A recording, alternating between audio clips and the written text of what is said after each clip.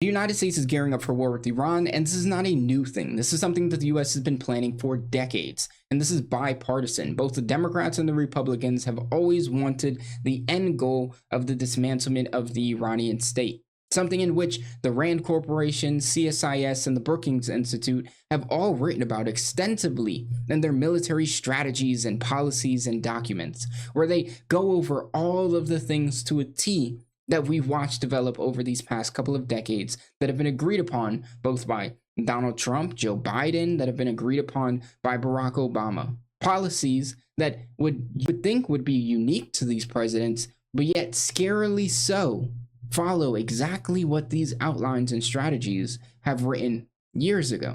And when we consider the historical context, the fact that the US has always wanted to destroy Iran, we can jump back not even that far to 1953, where the CIA overthrew the Iranian democratic leadership because, of course, they wanted to nationalize their oil. They wanted to use their oil revenue for the benefit of the people in their nation. CIA couldn't have it.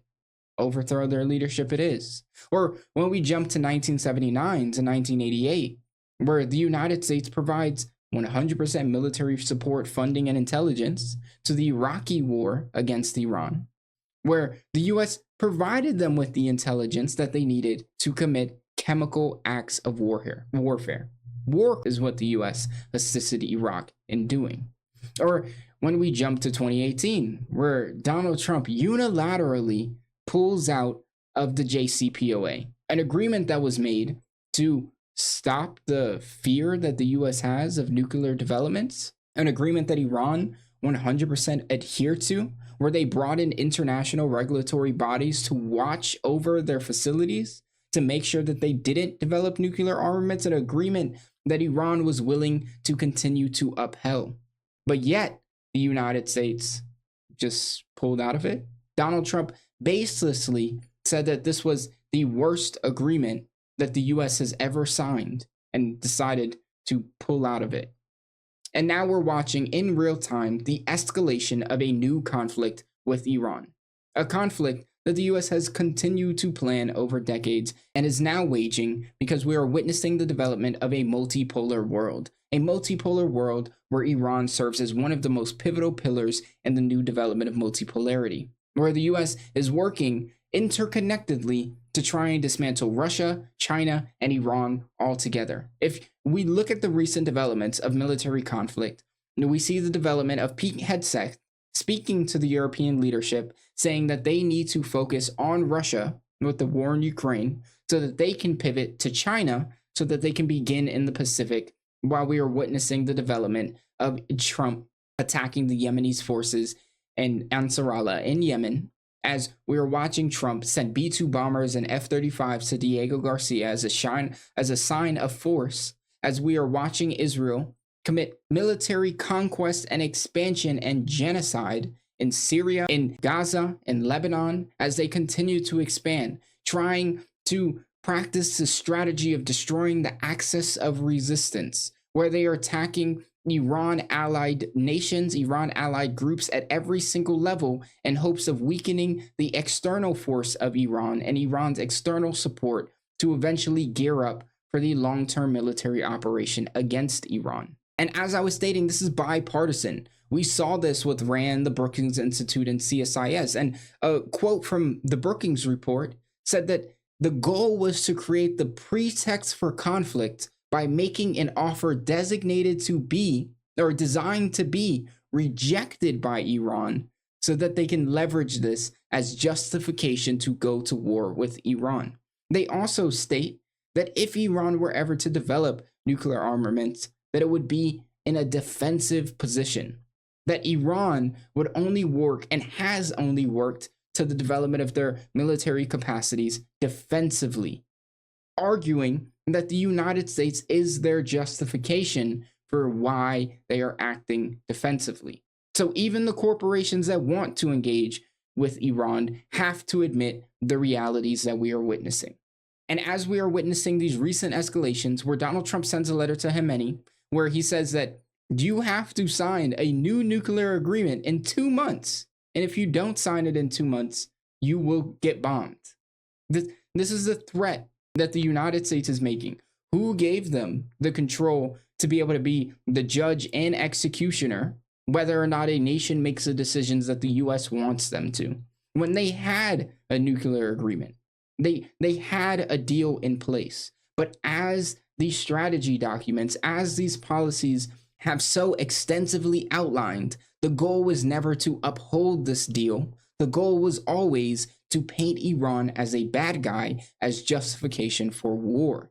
And now we're seeing the United States and Trump begin to act on these policies as he sends these B-2 bombers to Diego Garcia, as he leverages these B-2 bombers to launch bunker busters inside of Yemen in hopes of beginning the testing of the strategy of trying to destroy the underground facilities that Ansarallah has under their control, to prepare for the long-term conflict against Iran. Because this is a big picture strategy, a strategy of attacks against Syria, against Yemen, against Iranian allies, as they're called, as the US continues to want to wage war on all of them, whether this be through the proxy of Israel or whether this be the US directly. And we know that this is now really starting and ramping up because the United States is losing its slip and grip on the world. The US is screaming as we watch Donald Trump institute tariffs, threatening the world that if they just need to agree with the tariffs, they don't need to push back on it, just agree.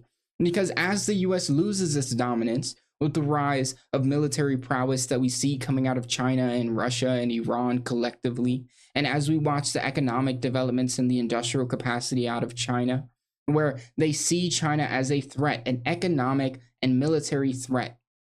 As we look at Rubio, who states it is not normal for the world to simply have a unipolar power. That was not normal. It was an anomaly. Eventually, you were going to reach a back point where you had a multipolar world. As Rubio recognizes that we are operating in multipolarity, but don't take this as him recognizing the place of where the US stands in multipolarity. He recognizes the fact that the US needs to engage in a new type of conflict for US world domination, because the US is not satisfied with the idea of being a regional power. The US isn't satisfied about taking care of its people.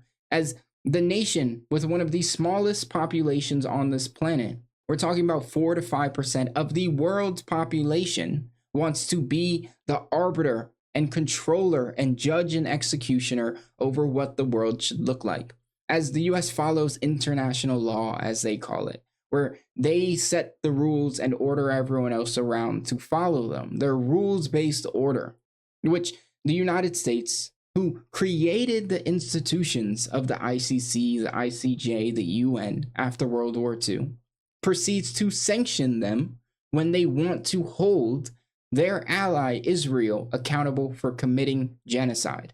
They've completely cut off at the knees the power that these regulatory bodies have internationally, because of course it directly threatens US hegemony, US power, and it calls into question the fact that the US has been single-handedly supporting war crimes and genocide.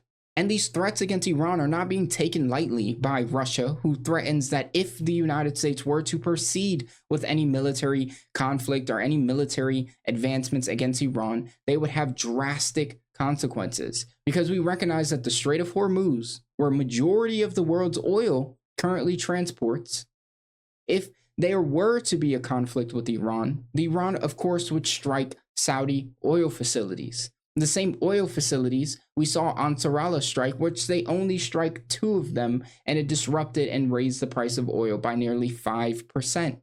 And although they worked on those facilities for 2 days back to back, 24 hours, 48 hours, 72 hours in some cases, to try and get these facilities back online, we saw an instantaneous disruption in oil supplies. And imagine this at a larger scale, where Iran, who clearly made it through Israel's Iron Dome, although they didn't actually plan to strike any targets, because of course they called the US and Israel beforehand, they told them to prepare, they prepared for an Iranian strike, but yet Iranian ballistic missiles still made it through their impenetrable Iron Dome. Now, can you imagine those same strikes striking Saudi oil facilities? The disruption we would witness, it would put the world into an absolute economic collapse. as we would watch the rise of oil to the point to where if your gas station even had the ability to get oil, we're talking about $12 to $15 per gallon, an absolutely absurd price that would crash multiple economies and the interconnectedness of globalization as we've known it. And then we also have China telling the United States that its escalation towards Iran is unprecedented, unjust, and that they also recognize that this is not a good thing to do. China prefers to try and be a little bit more covert in whether or not they would decide to act with Iran. But understanding the position that Iran plays in the development of a multipolar world, it is in China's interest to make sure that Iran stays intact. So if the United States were to wage a war against Iran, that both, yes, Russia, who has clearly stated that there would be consequences for the United States, that China would also join suit in its support of Iranian sovereignty. So all in all, Trump and the United States, the bipartisan cooperation agreement, is running the risk of skyrocketing inflation, the risk of a global economic collapse, the rising of oil prices. They are running the risk of another catastrophic West Asian Middle Eastern war, the same wars that we've continued to see the US wage for these past few decades, to continue and prolong the genocide that Israel is committing, and to continue to strike one of the places in which is in dire need of humanitarian assistance because of the US, again, Yemen, and to continue to expand this conflict, which of course would result in a humanitarian and refugee crisis to the likes of what we have not seen in recent times. So Donald Trump is walking us down a path of destruction, all because the US cannot recognize the fact that they are no longer the unipolar dominance of the entire planet. They have lost the capability of US hegemony and US dominance. That is no longer the reality, but yet individuals like Pete Hegseth and the Signal chat, they send emojis and they laugh and they talk about the American excellency as they proceed to drop bombs on innocent civilians. As JD Vance talks about the death of innocent civilians to achieve United States interest. It is absolutely absurd, the world that we're living in today, and this is just one piece of the continued collapse of everything as we've known it.